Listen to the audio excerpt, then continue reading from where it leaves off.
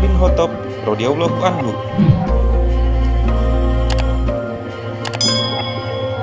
Nama lengkapnya Umar bin Khattab bin Nufail.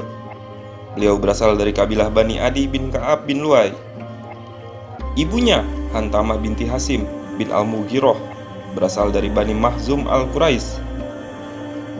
Umar biasa dipanggil dengan Abu Hafs dan dia digelari dengan Al-Faruq. Dia lahir 13 tahun setelah kelahiran Rasulullah SAW. Hidayah Islam masuk ke hatinya ketika berusia 26 tahun. Waktu itu tahun ke-6 kenabian. Dia termasuk orang yang pertama memeluk Islam. Seiring dengan keislaman Umar, Islam pun mulai berpengaruh di Mekah. Umar Al-Faruq adalah orang pertama yang diberi gelar Amirul Mukminin setelah diangkat menjadi khalifah. Dia dikenal dengan sikapnya yang berani, gagah, dan tegas, juga soleh, serta cerdas. Banyak sekali bukti keberanian Umar bin Khattab. Salah satunya ketika dia berhijrah ke Madinah. Saat itu beberapa umat Islam berhijrah ke kota Madinah sembunyi-sembunyi agar tidak dihadang orang-orang kafir Quraisy. Tapi Umar bin Khattab berbeda. Dia menyiapkan pedang, busur, dan anak panahnya sebelum berangkat berhijrah. Selanjutnya dia berjalan menuju Ka'bah dengan membawa semua senjata itu. Sampai di depan Ka'bah, dia melakukan tawaf sebanyak 7 kali. Selesai tawaf, dia sholat 2 rakaat di makam Ibrahim. Kemudian sesudah itu, dia mendatangi pembesar Quraisy yang sedang duduk-duduk di pelataran Ka'bah. Kemudian Umar mengucapkan kalimat tegas kepada mereka, "Hai wajah-wajah yang buruk, jika ada di antara kalian yang ingin ibunya kehilangan anak, yang ingin menjadikan anaknya sebagai yatim, serta yang ingin menjadikan istrinya menjadi janda, maka silahkan menemuiku di balik lembah ini." Usai mengucapkan kalimat tersebut, Umar segera pergi dari hadapan mereka. Dia menuju lembah yang dimaksudnya. Tapi tidak ada seorang pun yang datang menemui dan menyerang Umar. Mereka sangat takut terhadap Umar. Di samping keberanian Umar yang diketahui orang-orang Quraisy maupun kabilah Arab lainnya, dia juga dikenal sebagai pribadi yang dermawan. Baik saat sebelum jadi khalifah, apalagi sesudah dia diberi amanah memimpin umat Islam melalui kesepakatan para sahabat. Pada suatu hari, seorang sahabat Nabi SAW yang bernama Tolhah bin Az-Zubair melihat Umar masuk ke rumah seorang pada malam hari. Bukan satu rumah yang dikunjunginya, tapi beberapa rumah. Tolhah penasaran dengan perbuatan Umar ini. Keesokan paginya Tolhah kembali ke tempat-tempat yang dikunjungi Umar. Lalu dia pun menanyakan kepada salah seorang pemilik rumah tentang hal yang ingin diketahuinya. "Kulihat semalam ada laki-laki datang ke rumahmu. Apa yang dilakukannya di sini?" tanya Tolhah kepada pemilik rumah yang ternyata seorang wanita tua. "Dia membantu memenuhi kebutuhan hidupku sehari-hari, dan dia mengobati penyakitku," jawab wanita tua itu. Spontan Tolhah menjadi malu dengan kecurigaannya. Dia bergumam, "Celakalah kamu wahai Tolhah, kenapa kamu masih mencari-cari kesalahan Umar?" Suatu hari serombongan musafir melewati Madinah. Mereka beristirahat di sekitar Masjid Nabi. Mengetahui hal itu, Khalifah Umar bin Khattab meminta tolong kepada Abdurrahman bin Auf. "Bersediakah kamu menjaga barang bawaan mereka malam ini bersamaku, agar tidak ada yang mencurinya?" Tentu saja Abdurrahman bersedia. Mereka pun bergadang semalaman di situ sambil melaksanakan sholat sunnah. Tak lama berselang, Umar mendengar suara tangisan bayi. Suara itu tak jauh dari tempatnya berdiri. Dia segera menuju rumah asal suara tangis itu terdengar. Kemudian dia melihat seorang ibu sedang menenangkan bayinya. Dia pun memberi semangat kepada sang ibu agar ibu itu bersabar. "Hai saudaraku, bertakwalah kepada Allah dan perlakukan anakmu dengan baik." Setelah itu dia kembali ke tempat menjaga barang-barang musafir.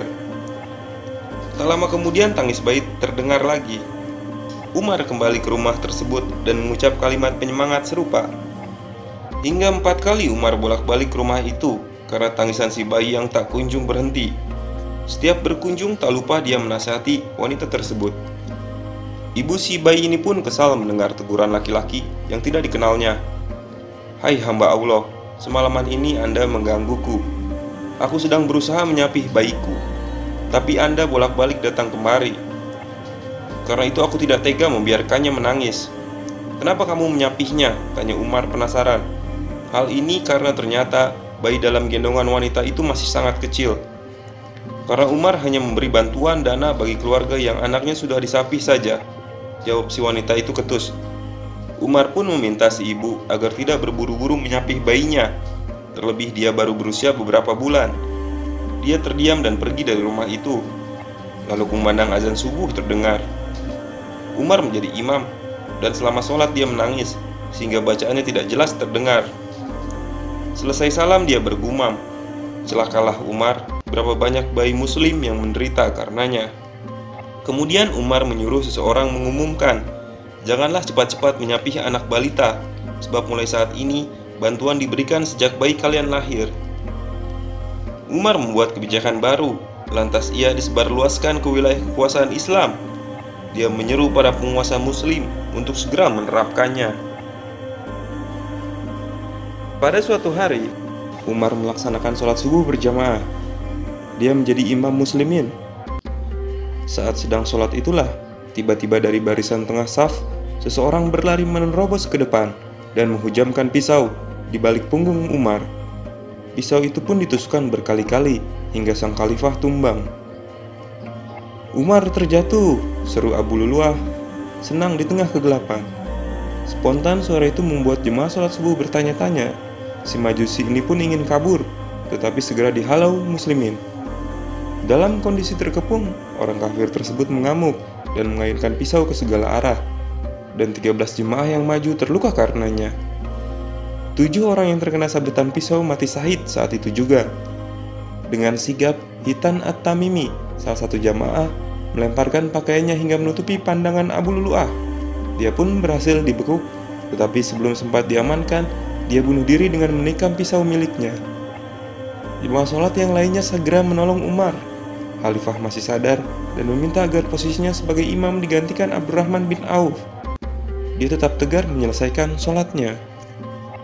Matahari sudah terbit ketika Umar dibawa kembali ke rumahnya.